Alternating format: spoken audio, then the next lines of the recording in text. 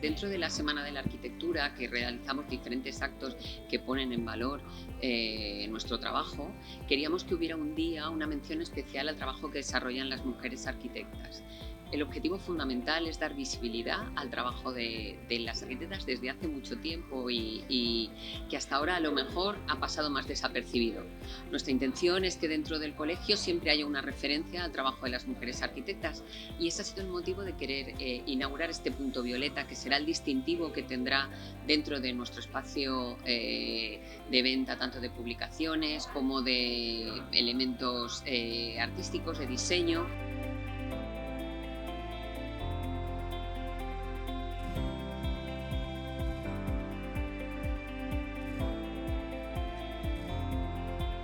Al final, el nostre objectiu és reunir-nos, donar-nos suport entre nosaltres en esta professió que cada vegada som més dones, però encara segueix sent una professió molt masculinitzada, i també donar a conèixer el treball de les dones que han treballat abans de nosaltres, i per això pense que és important esta setmana, la Setmana de l'Arquitectura, ser visibles i reivindicar-nos com una part important del nostre col·lectiu.